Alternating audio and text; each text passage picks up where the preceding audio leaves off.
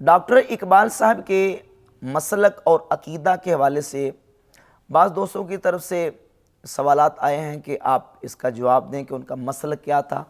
اور ان کا عقیدہ کیا تھا، ڈاکٹر اقبال صاحب کی فکر کیا تھی۔ تو اس حوالے سے ڈاکٹر اقبال صاحب کی اپنی کتابوں سے چند اقتباسات میں آپ کے سامنے اس سلسلہ میں رکھ دیتا ہوں۔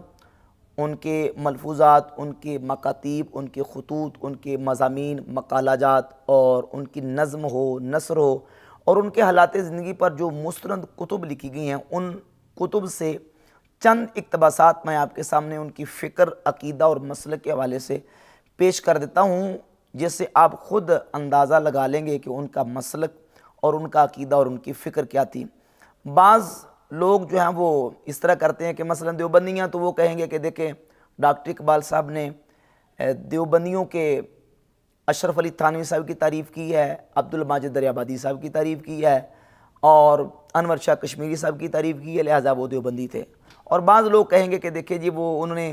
سیدنا داتا گنج بخش علی جویری رحمۃ اللہ کی تعریف کی ہے، حضرت مجدد الافسانی رحمۃ اللہ کی تعریف کی ہے، تو لہٰذا وہ ہمارے تھے۔ جبکہ ان کی اپنی کتابوں کے اندر نہ صرف ان لوگوں کی تعریفات اور ان کی شان کے حوالے سے اشعار موجود ہیں، بلکہ اس سے بڑھ کر انہوں نے جو اپنی کتابوں کے اندر بالخصوص کلیت اقبال کے اندر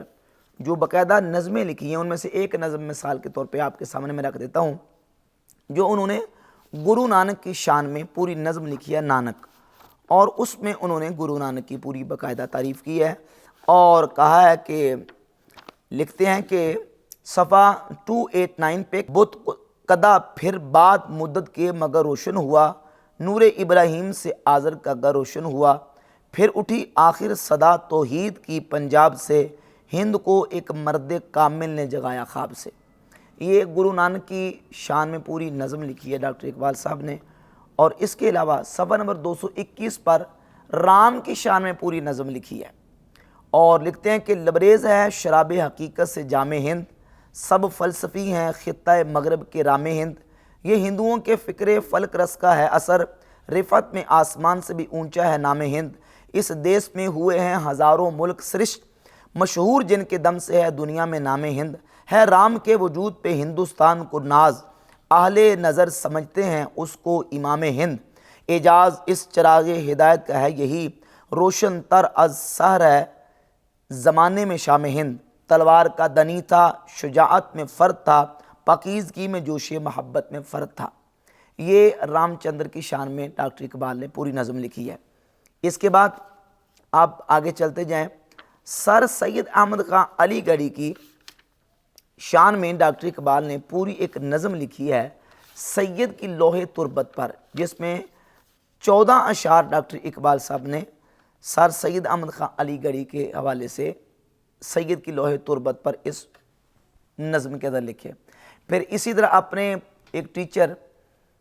پروفیسر آرنلڈ، ان کی شان میں ڈاکٹر اقبال نے ایک نظم لکھی ہے باقاعدہ، جس کے اندر تقریباً 15 اشعار انہوں نے اپنے جو ایک غیر مسلم ٹیچر تھے ان کے بارے میں لکھے ہیں۔ تو داتا علی جویری رحمۃ اللہ کے بارے میں اگر انہوں نے کچھ اشعار لکھے ہیں یا مجدد صاحب رحمۃ اللہ کے بارے میں لکھے ہیں تو یہ ساری چیزیں بھی ان کی آن دا ریکارڈ موجود ہیں۔ بلکہ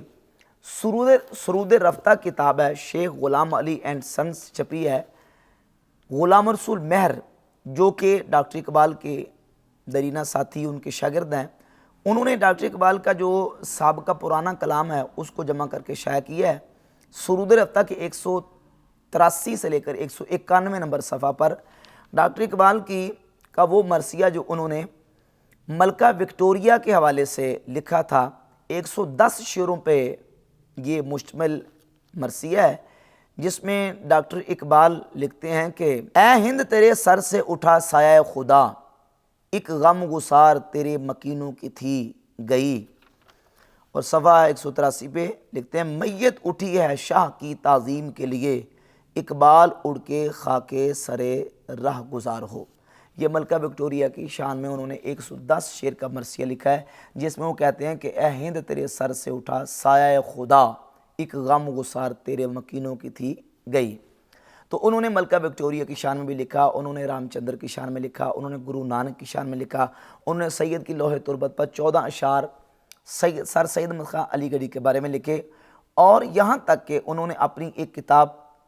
جس کا نام ہے نظریہ توحید مطلق اور شیخ عبد الکریم الجیلی، یہ اقبال اکیڈمی لاہور سے علامہ اقبال کی تقریریں، تحریریں اور بیانات چھپے ہیں۔ اس کے صفحہ نمبر 103 پہ مرزا غلام محمد قادیانی کے بارے میں ڈاکٹر اقبال لکھتے ہیں کہ ایک نظریہ جس کو ہمیشہ اعلیٰ پایا کہ اسلامی مفکرین نے پسندیدگی کی نظر سے دیکھا اور زمانہ حال میں قادیان کے مسٹر غلام احمد نے اس کا دوبارہ پرچار کیا، جو کہ غالباً ہند کے جدید مسلمانوں میں ایک بہت زبردست ماہر دینیات ہے۔ اور پھر ایک دوسری کتاب جو کہ بزم اقبال لاہور سے شائع ہوئی ہے، ملت بیدا پر ایک عمرانی نظر، اس کتاب کے صفحہ نمبر 21 پر انہوں نے قادیانیوں کے حوالے سے یہ لکھا ہے کہ پنجاب میں اسلامی سیرت کا ٹھیٹ نمونہ اس جماعت کی شکل میں ظاہر ہوا جسے فرقہ قادیانی کہتے ہیں۔ تو یہ ساری چیزیں انہوں نے اپنے ریکارڈ کے اندر، ان کے ریکارڈ کے اندر موجود ہیں، انہوں نے لکھی ہیں۔ اور ڈاکٹر اقبال صاحب نے باقاعدہ پھر محمد بن عبد الوہاب نجدی کے حوالے سے اپنی فکر اور اپنے نظریات کو بیان کرتے ہوئے ایک جگہ پہ 1932 کو چودھری احسن کے نام خط لکھا، اور اس خط میں ایک سوال کے جواب میں یہ کہا کہ مجدد اور مسیح کے بارے میں جو احادیث آئی ہیں یہ عجمی تخیلات کا نتیجہ ہیں، اسلام کی صحیح اسپرٹ سے اس کو کوئی سروکار نہیں ہے، یعنی یہ حدیثیں صحیح نہیں ہیں۔ اور پھر لکھتے ہیں 533 نمبر صفحہ ہے، یہ جو اقبال نامہ ہے مجموعہ مکاتیب اقبال، ڈاکٹر اقبال لکھتے ہیں مصر و ایران و ترکی و ہند کے مسلمانوں کی تاریخ جب کوئی لکھے گا تو اسے سب سے پہلے عبد الوہاب نجدی اور بعد میں جمال الدین افغانی کا ذکر کرنا ہوگا۔ مؤخر ذکر ہی اصل میں مؤسس ہے زمانہ حال کے مسلمانوں کی نشاط ثانیہ کا۔ اور آگے لکھتے ہیں کہ باقی رہی تحریک احمدیت، سو میرے نزدیک لاہور کی جماعت میں بہت سے ایسے افراد ہیں جن کو میں غیرت مند مسلمان جانتا ہوں، یعنی جو قادیانیوں کا گروہ ہے لاہوری، ان کے بارے میں ڈاکٹر اقبال کہتے ہیں کہ ان میں بہت سارے ایسے لوگ ہیں جن کو میں غیرت مند مسلمان جانتا ہوں۔ اور یہی اقبال نامہ ہے مجموعہ مکاتیب اقبال، اقبال نامہ، اس میں صفحہ نمبر 382 پہ ڈاکٹر اقبال اسماعیل دہلوی صاحب تقویۃ الایمان، جس نے تقویۃ الایمان نامی کتاب لکھی ہے، اس کے بارے میں ڈاکٹر اقبال نے لکھا ہے کہ مجدد الفسانی، عالمگیر اور مولانا اسماعیل شہید رحمۃ اللہ علیہم نے اسلامی سیرت کے احیاء کی کوشش کی، مگر صوفیہ کی کثرت اور صدیوں کی جمع شدہ قوت نے اس گروہ احرار کو کامیاب نہ ہونے دیا۔ اب اسلامی جماعت کا محض خدا پر بھروسہ ہے۔ اس کے علاوہ دیگر اور کئی مقامات پہ ڈاکٹر اقبال نے بہت سارے لوگوں کی تعریف کی ہے، مثلا شبلی نعمانی کو استاذ الکل کہا، پھر سلمان ندوی کی تعریف کی، ابوالکلام آزاد کی تعریفیں کی ہیں بہت زیادہ، اور اسماعیل دہلوی کی تعریف کی، ابن عبدالوہاب نجدی کی تعریف کی، ابن تیمیہ کو اسلام کے پرجوش دائی اور مبلغ لکھا، اور اس کے علاوہ دیگر اور بہت سے لوگوں کی جو ہے وہ انہوں نے تعریف کی ہے۔ یہ مقالات اقبال ہے، اور اس کا میرے پاس صفحہ نمبر 219 ہے۔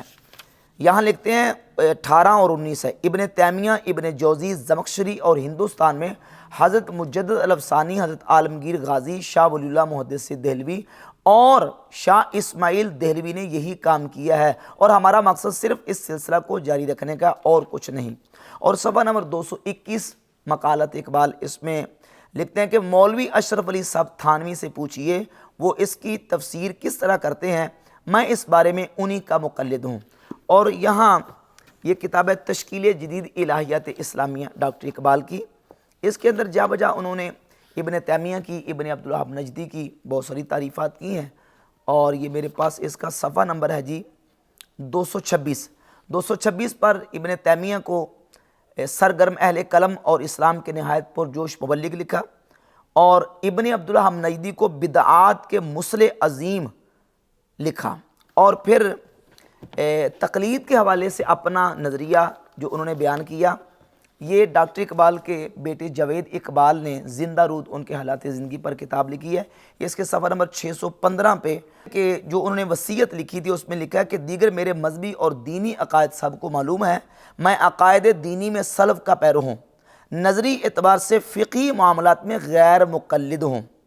نظری اعتبار سے فقہی معاملات میں غیر مقلد ہوں، عملی اعتبار سے حضرت امام ابو حنیفہ کا مقلد ہوں۔ عملی اعتبار سے میں امام ابو حنیفہ کا مقلد ہوں، لیکن فکری اعتبار سے میں غیر مقلد ہوں۔ تو یہ ساری چیزیں ڈاکٹر اقبال کے لٹریچر کے اندر اور ان کی جو اپنی کتابیں، ان کی جو اپنی نظم اور نثر ہے، اس کی اقتباسات میں نے آپ کے سامنے رکھ دیے۔ اب ان تمام اقتباسات کی روح سے آپ خود فیصلہ کریں کہ ان کا نظریہ اور ان کی فکر اور عقیدہ کیا تھا۔